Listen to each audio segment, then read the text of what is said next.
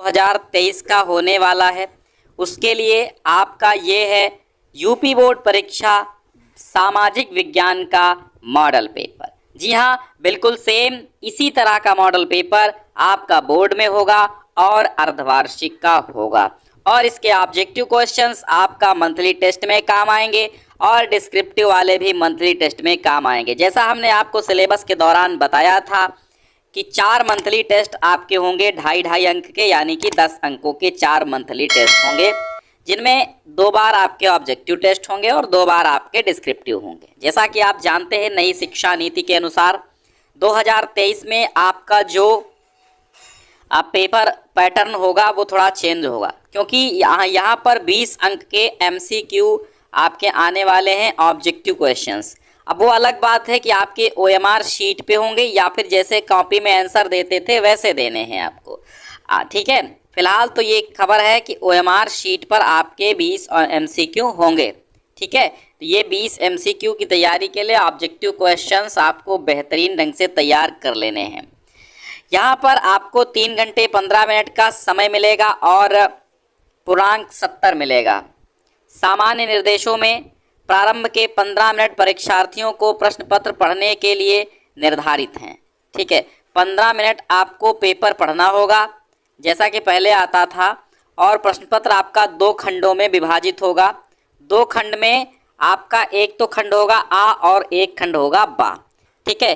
खंड आ में अगर आप देखेंगे तो आपके 20 जो है आपके 20 अंक के बहुविकल्पीय प्रश्न होंगे, ठीक है। और जो खंड बा होगा उसमें 50 अंकों का वर्णनात्मक होंगे, वर्णनात्मक 1 व वर्णनात्मक 2। मानचित्र संबंधी 2 प्रश्न हैं, का विश्व का मानचित्र और खा भारत का मानचित्र, ठीक है। और ये जो 20 अंक आपको देने होंगे OMR शीट पर देने होंगे अथवा कॉपी में लिखना होगा। OMR शीट ही आपको मिलेगी लगभग 99%। और दिए गए मानचित्र को क्या करना है, उत्तर पुस्तिका में बड़ा ही मजबूती के साथ आंसर शीट में बांधना है। दृष्टिबाधित जो परीक्षार्थी हैं उनके लिए मानचित्र के कार्य के स्थान पर अलग से प्रश्न दिए गए, उनको प्रश्न के उत्तर लिखने हैं, मानचित्र कार्य नहीं करना है। अब आते हैं खंड आ में, और खंड आ में आप देखेंगे तो 20 प्रश्न होंगे, एक एक अंक के, ऑब्जेक्टिव 20 अंक के होंगे, ठीक है। सबसे पहला प्रश्न आपके स्क्रीन पर है, उत्तर देने की कोशिश कीजिएगा, फिर बताइएगा कि कितने सही कर लिए हैं। पुनर्जागरण युग का अभ्युदय किस देश में हुआ? आपके ऑप्शन है रोम, इटली, ब्रिटेन या फिर अमेरिका। तो जो आपका राइट आंसर है वो हो जाएगा इटली। पुनर्जागरण का अभ्युदय यानी पुनर्जागरण की शुरुआत इटली से हुई थी, तो इसमें आप बी सही करेंगे और बी पर गोला भरेंगे। और नेपोलियन का संबंध किस देश से था? जर्मनी से, इटली से, फ्रांस से, इंग्लैंड से, कहाँ से था? तो नेपोलियन का जो संबंध था उसका ऑप्शन सी सही हो जाएगा, फ्रांस से था। इस पेपर की PDF अगर आपको चाहिए तो PDF डाउनलोड करने के लिए डिस्क्रिप्शन में हमने फर्स्ट लिंक दे दी है, जहां से आप ये सब डाउनलोड कर पाएंगे, ठीक है। और अन्य भी नोट्स आप सामाजिक विज्ञान के डाउनलोड कर पाएंगे। PDF हम ऑलरेडी देने जा रहे हैं, डिस्क्रिप्शन में लिंक है, वहीं से आप ये सब कर पाएंगे। प्लेलिस्ट हमने सामाजिक विज्ञान की बना दी है, प्लेलिस्ट में अधिकतर पाठ और ऑब्जेक्टिव क्वेश्चंस तमाम करा दिए गए हैं। अब देखना यह है कि आप कितनी तैयारी कर पाते हैं। तीसरा प्रश्न आपका है, तो नेपोलियन का संबंध किस देश से है? आपका मैंने बता दिया, सी फ्रांस से है। और गैरीबाल्डी ने किस देश की राष्ट्रीय एकता के लिए संघर्ष किया था? बात गैरीबाल्डी की जा रही है, ऑस्ट्रिया, इटली, जर्मनी या फिर रूस, तो इसका आंसर इटली हो जाएगा। गैरीबाल्डी ने इटली की राष्ट्रीय एकता के लिए संघर्ष किया था। और चौथा प्रश्न है कि गांधी इरविन जो पैक्ट था, गांधी इरविन समझौता था, ये कब हुआ था? 5 मार्च 1931 को, 5 जून 1932 को, 5 अगस्त 1933 को या फिर 5 मार्च 1934 को।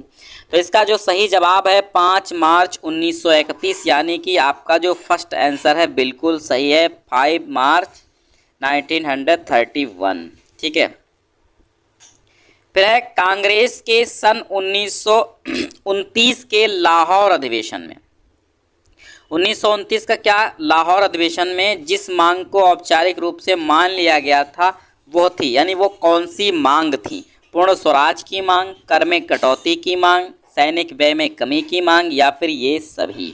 तो 5 का जो आपका उत्तर है वो हो जाएगा पूर्ण स्वराज की मांग, ए वाला सही हो जाएगा, पूर्ण स्वराज की मांग को औपचारिक रूप से मान लिया गया था?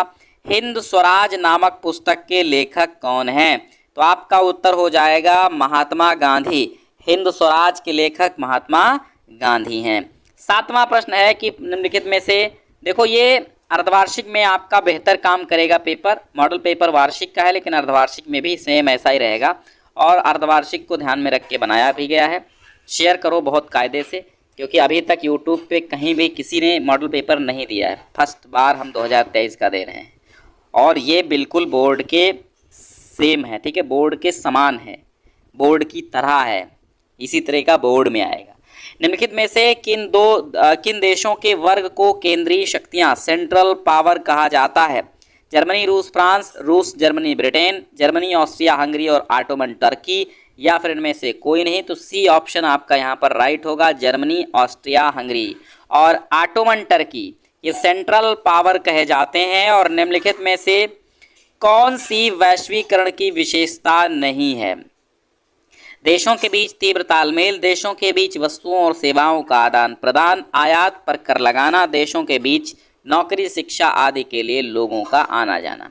तो आयात पर कर लगाना जो है ये वैश्वीकरण की विशेषता नहीं है, ठीक है। टैक्स लगा के वैश्वीकरण थोड़ी होता है, आयात निर्यात पे टैक्स, ये वैश्वीकरण का नाम नहीं है। दो देशों के बीच तालमेल हो जाए ये वैश्वीकरण है। देशों के बीच अधिक वस्तुओं और सेवाओं का आदान प्रदान हो ये वैश्वीकरण है। देशों के बीच नौकरी, शिक्षा आदि के लिए लोगों का आवागमन हो ये वैश्वीकरण कहलाता है। आयात पर कर लगाना वैश्वीकरण नहीं है। लौह अयस्क किस प्रकार का संसाधन है? नवीकरणीय, प्रवाह, जैव और अनवीकरणीय। देखो जो लौह अयस्क है यानी कि लोहा मान लो, तो लोहा जैसे है एक बार आपने सरिया का इस्तेमाल किया तो क्या वह सरिया पुनः इस्तेमाल आप कर सकते? नहीं, वो सरिया आपकी जंग लग के बेकार हो जाएगी, यानी रिन्यूअल नहीं किया जा सकता है। तो ये अनवीकरणीय पे जाएगा, यानी कि डी आपका सही हो जाएगा, अनवीकरणीय। 10th क्वेश्चन है कि जो उत्तर प्रदेश में कौन सी मिट्टी पाई जाती है? आप उत्तर प्रदेश के निवासी हैं तो आपको पता होना चाहिए। जलोढ़ मिट्टी पाई जाती है, पर्वतीय लैटेराइट या फिर काली या रेगुर मिट्टी पाई जाती है। तो 10 का आंसर हो जाएगा जलोढ़।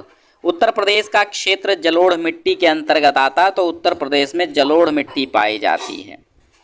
11वां प्रश्न है कि निम्नलिखित में से किस राज्य में काली मिट्टी पाई जाती है? इसका उत्तर साफ साफ नजर आ रहा है, काली गुजरात में पाई जाती है। 11 का बी बिल्कुल सही हो जाएगा। 12वां प्रश्न है भूदान आंदोलन, बहुत बार पूछा गया, जब हम इंटर में थे तब भी पूछा गया था, स्कूल में पूछा गया था।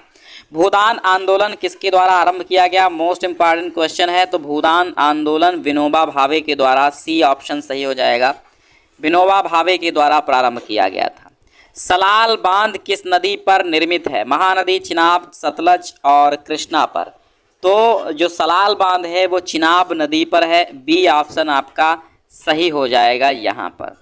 उत्तराखंड राज्य में टिहरी बांध परियोजना किस नदी पर बनी हुई है?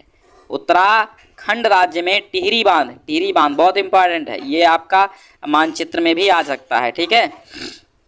टिहरी बांध परियोजना की हम बात कर रहे हैं, तो टिहरी बांध परियोजना किस नदी पर है? गंगा, अलकनंदा, मंदाकिनी या फिर भागीरथी। तो यहाँ पर 14 का आंसर हो जाएगा डी, भागीरथी, ठीक है। भारतीय संविधान में कितनी भाषाओं को अनुसूचित भाषाओं का दर्जा दिया गया? यानी 22 भाषाएं हैं आपकी, 22 भाषाओं को दर्जा संविधान की अनुसूची में दिया गया है। भारत में पंचायती राज की स्थापना कब हुई थी? 1980 में, 90 में, 92 में या 2004 में? तो आंसर हो जाएगा 1992 में आपकी पंचायती राज की स्थापना हुई थी।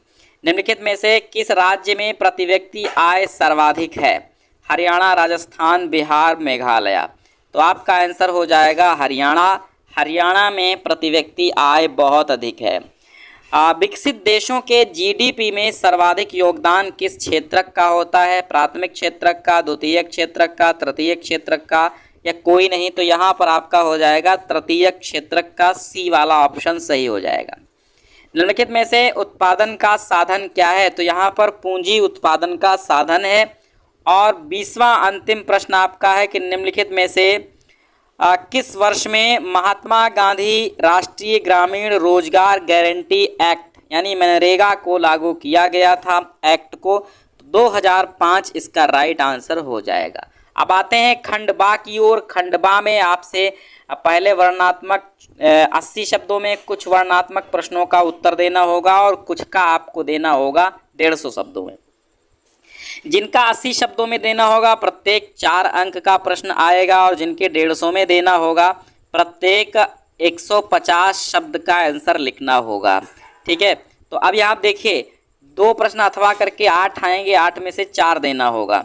ठीक, तो यहाँ पे है केरल में अन्य क्षेत्र राज्यों की तुलना में शिशु मृत्यु दर कम क्यों है, अथवा लोकतांत्रिक शासन प्रणाली से क्या अभिप्राय है। अब यहाँ पे 2 हैं, 2 में से 1 आपको आंसर देना है। फिर देखिए सामुदायिक सरकार से क्या आशय है, जैव संसाधन और जैव संसाधन कौन कहलाते हैं, इन 2 में से 1 देना है। पूना पैक्ट पर किसके हस्ताक्षर हुए थे, उसकी 2 शर्तें लिखिए। यूटोपिया अथवा कल्पना दर्श क्या है, 2 में से 1 आंसर देना है। गांधी जी ने अपनी पुस्तक हिंद स्वराज में असहयोग आंदोलन के पक्ष में क्या तर्क दिए, ये करो, अथवा यूरोपीय महाद्वीप के शक्तिशाली कुलीन वर्ग की प्रमुख विशेषताओं को लिखिए। ठीक है, अब आते हैं वर्णनात्मक प्रश्न 2 पर। इसके उत्तर कितने शब्दों में देना होगा, इसके उत्तर लगभग आपको देना होगा 150 शब्दों में। 24 अंक के 4 प्रश्न करने होंगे, यानी कि कुल मिला के 6 अंक का 1 प्रश्न होगा और 4 करने होंगे। फ्रांस और की राजनीतिक क्रांति के क्या कारण थे, अगर ये नहीं आता है तो ये कर दो कि नेपोलियन द्वारा किए गए सुधारों का वर्णन। ठीक है, दूसरा प्रश्न, संसाधन नियोजन क्या है, संसाधन नियोजन की प्रक्रिया के चरणों का उल्लेख करो, अगर ये नहीं आता तो जर्मनी के एकीकरण की प्रक्रिया का वर्णन करो। 7वां प्रश्न है मृदा अपरदन से क्या अभिप्राय है, मृदा अपरदन के लिए उत्तरदायी कारणों का वर्णन कीजिए, ये नहीं आता है तो अथवा के बाद कर दीजिए। महत्वपूर्ण लोकतांत्रिक सिद्धांतों की विवेचना कीजिए। 8वां प्रश्न है कि औसत आय किस प्रकार ज्ञात की जाती है और मानव विकास सूचकांक के महत्व को स्पष्ट कीजिएगा, ये नहीं आता है तो दूसरा कर दीजिएगा। इटली के एकीकरण में मैजिनी, कावूर और गैरीबाल्डी के योगदान का वर्णन कीजिए। अब आता है आपका मानचित्र कार्य, थोड़ा सा ध्यान देना है। मानचित्र कार्य हम ऑलरेडी बता चुके हैं कैसे करना है, प्लेलिस्ट में देखिएगा। आधा आधा अंक यानी सही अंकन के लिए आपको आधा अंक मिलेगा और सही स्थान सही नाम के लिए आधा अंक मिलेगा। कुल मिला के 5 अंक का आपका 5 प्रश्न आएगा और 5 अंक का भूगोल का आएगा, 5 अंक का इतिहास का आएगा। यानी वह स्थान महात्मा गांधी ने साबरमती आश्रम की स्थापना की थी, इसी को आपको, यानी आप दृष्टिबाधित नहीं हैं, आपको दिखाई देता है तो आप जो है इसका मैप पर भरेंगे। ठीक है, और जो दृष्टिबाधित हैं उनके लिए वही प्रश्न बन जाएगा कि उस स्थान का नाम लिखे जहां महात्मा गांधी ने साबरमती आश्रम की स्थापना की थी। ठीक है, लिखना होगा, आपको क्या होगा, दर्शाना होगा, लिखना नहीं होगा। वह स्थान जो सविनय अवज्ञा का आंदोलन का मुख्य केंद्र था, वह स्थान जहां चंपारण सत्याग्रह हुआ था, वह स्थान जहां चौरी चौरा कांड हुआ था, वह स्थान जहां नमक कानून तोड़ा गया था। तो आपको दर्शाना है और दृष्टिबाधित बच्चों को क्या करना है, उत्तर पुस्तिका में आंसर लिखना होगा इन्हीं प्रश्नों के। फिर अगला आएगा दूसरा खंड खा, यानी आपका जो भौगोलिक मानचित्र होगा उसमें भरना होगा। जैसे जलोढ़ मिट्टी का क्षेत्र इस चिन्ह द्वारा आपको दर्शाना है, सलाल बांध इस चिन्ह द्वारा दर्शाना है, दामोदर नदी इस चिन्ह द्वारा दर्शाना है, चिल्का झील इस चिन्ह द्वारा दर्शाना है, कॉर्बेट नेशनल पार्क इस चिन्ह द्वारा दर्शाना है। और इन्हीं प्रश्नों को दृष्टिबाधित विद्यार्थियों को ऐसे लिखना होगा कि जलोढ़ मिट्टी के एक क्षेत्र का नाम लिखिए, सलाल बांध कहाँ स्थित है, दामोदर नदी कहाँ है, चिल्का झील कहाँ है, कॉर्बेट नेशनल पार्क कहाँ है। तो ये दृष्टिबाधितों को केवल उत्तर पुस्तिका में लिखना होगा। तो ये था आपका यूपी बोर्ड परीक्षा 2023 के लिए सामाजिक विज्ञान यानी सोशल साइंस का मॉडल पेपर। अंग्रेजी मीडियम वाले विद्यार्थी जब यूपी बोर्ड आपका पेपर प्रदान करेगा, चूंकि हम हिंदी मीडियम वाले हैं इसलिए आपका क्षमा चाहेंगे, नहीं दे पाएंगे। हिंदी मीडियम वालों डिस्क्रिप्शन में लिंक है पहली, जहां से आप इसको डाउनलोड कर सकते हैं और ज़्यादा से ज़्यादा बच्चों में आप इसको शेयर कर दीजिए। बहुत बहुत धन्यवाद। पेपर कैसा है कमेंट बॉक्स में आप लिखिएगा। अर्धवार्षिक की तैयारी इसी पेपर के मॉडल से करनी है। फिलहाल अर्धवार्षिक का हम एक और मॉडल पेपर दे देंगे। ये वार्षिक परीक्षा 2023 का मॉडल पेपर है। बहुत बहुत धन्यवाद।